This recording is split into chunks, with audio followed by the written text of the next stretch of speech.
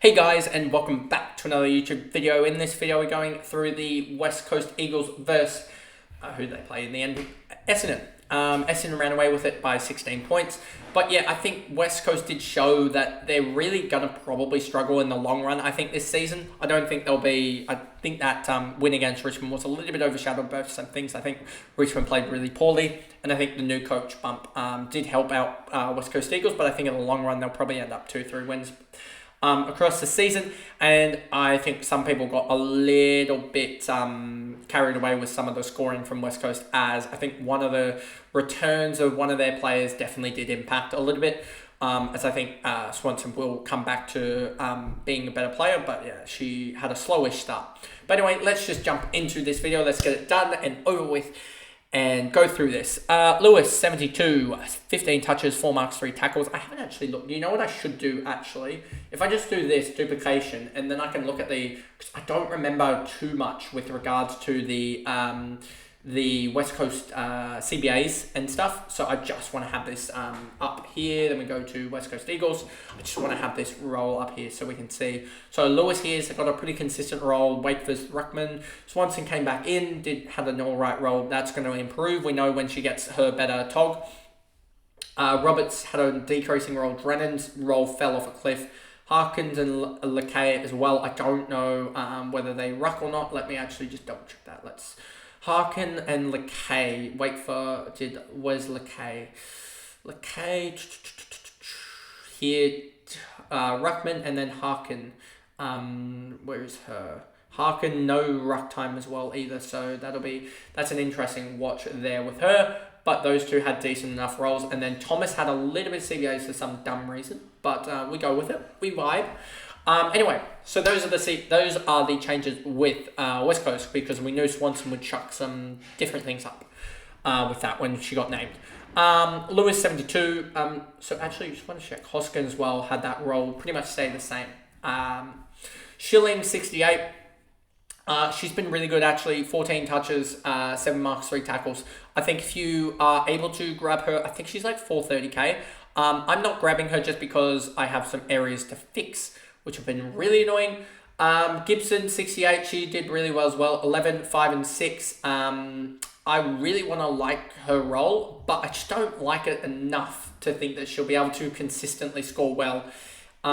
If we look here, you can just see she's playing, at least that was more up the ground in the last game than the first one. But you can see, I just something in me tells me that she's not going to score the greatest. Even though she scored sort of 30s, 40s and 50s throughout, I just don't want to. Something in me says that she's going to drop a stinker sometime soon. And then you get down, Thomas, 67, probably didn't have the greatest game, 15 touches, 4 marks, 3 tackles. But she still scored 67, which is pretty good for a sort of a floor-ish game. So yeah, I think she's going to be around the 70 marker again. She's just one of those that has a huge kick to handball ratio, which will be important. Wakefoot, 58. Britton. Swanson, a 57, a good comeback. 85% time on ground. I'm pretty sure if you'll look last year, she had actually a little bit better time on ground. Yeah, 89, 91, you can sort of see it there. I think she'll return to her best sometime soon. She's just getting back into the swing of things. A little bit more CBAs on the right in the future, I think. So I think you'll see her get back to her best, but I don't think she'll be relevant this year. I think it'll be next year, given that she's dropped to 57 and she'll have less time to catch that up. Roberts, 55. Weston, 52. Lakay, 51. Roberts, 55 was a little bit surprising and sort of helped those who didn't start her, given that she had a role change again. Back to more forward role, and that kind of killed her off. Lakay, 51, Goranova, Smith, Franklin, Hoskin. Hoskin at 36, I was tracking this and just I was like, fingers crossed, double crossed, triple crossed, just because I was so worried about her, especially because this game happened before the Gold Coast game. And you just look at this, if I actually go to this, as it didn't adjust for me. Let me go fantasy quarter by quarter. You can just see Schilling had a massive start, so I'm not too worried about her, to be honest with you. And Gibson had a massive quarter, whereas you see more even spreads here. Roberts fell away second half. You can see here Hoskin, 0 and 8. And I was like, okay, yep, I pretty much, no matter what she does, pretty much won that debate off the 0 and 8. And then she had a 13-15, came back a little bit, and those 13 points in the third quarter came quick, and I went, she might, because she was on to 21 with about 13 minutes to go in the third quarter, and I went, okay, she might get up to, say, 35 by the end of the third quarter, but she didn't score for the rest of the quarter, and then 15 in the last got to her to 36, which, for what happened, wasn't the worst, but could have been a lot better. And I just don't know if she'll necessarily score that well. Drennan's role fell off a cliff, as we talked about. Waitfer. Cleaver is someone that I'm intrigued about. If what doesn't get the solo, I'll be going to Cleaver or a solo ruck. I think Cleaver, just because she I think has a little bit of a ruck role or something, or she's playing key defense, or something like that. But I expect her to get to have one big game in there somewhere. So I expect her to, especially with the ball just down there, I expect her to have one good game where she just racks up 3, 4, 5 marks, etc., and moves on.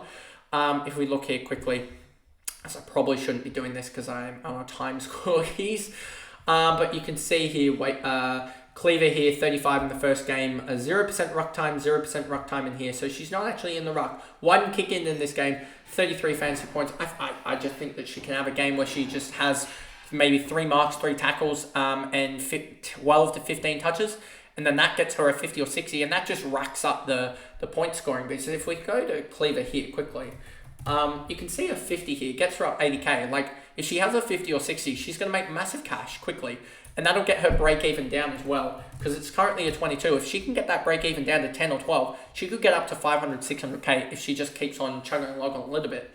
So yeah, I'm intrigued about her. Rentich, a Wrench, 32, Bushby, 32, Harkin, 31, Baker, 31.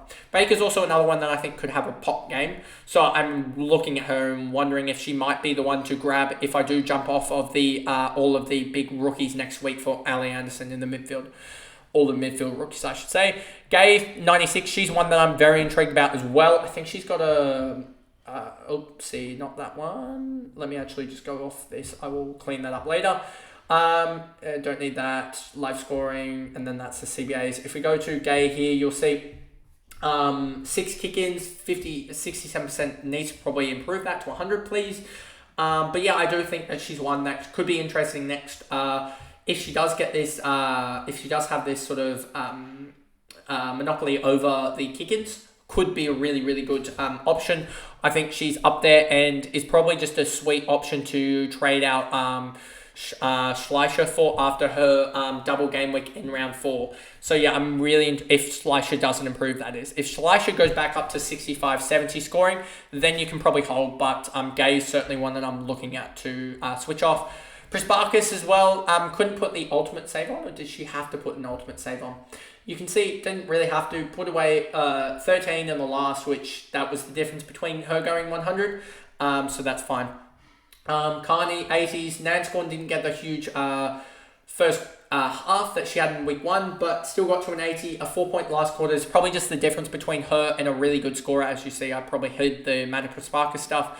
Wales, 64. Kane, Redford, Walker, Morecambe. Morecambe as well, another one that I'm intrigued about. I think she's about... let's actually check this. Morecambe that way. 509k, so she's gotten away from us a little bit, so I would be... she was one last week that I was looking at, but not anymore because she's gotten away cash-wise. She's not bringing in a 500k cash generator in either the men's or the women's. It's just not... there's too much cash going a little bit more down. Vanderhoovel, Dyke, Adams, Alexander, Gaylor, Bannister, Williamson. Williamson was someone that I looked at in the forward line if I was going to do the Ali Anderson move this week, but I was just thinking about it mathematically, and I just cannot trust her to go more than 35. And leaving a 10 on field as well, even if McGee gets up to like a 20 or 30, it's just, you'd be hoping for basically you basically need Ali Anderson to go about 150 to say, mathematically speaking, that it's better than Randall, like on other trades, etc. Like, it is just, there's just not value there. Harkes, I think, or Yarks, I don't know how to pronounce that exactly. Goff, Val, Clark, and also Van Loon. Just no real value down the bottom here, as we know, with the usual fantasy. But anyway, that is the video there. If you did enjoy this video, remember to like and subscribe, turn the notification bell on so you know when I upload in the future. And I'll see you guys in the next game recap. That is what, game recap 3 of the round? Yeah, 3. So I think I've got one more to do today. And then that'll be it, as I'll have almost caught up exactly. I think I'm going to be 2 behind, so then I can catch up the rest tomorrow with all remaining recaps, I think. So yeah, I'll catch that up tomorrow, but I'll see you guys in those videos. Bye, guys.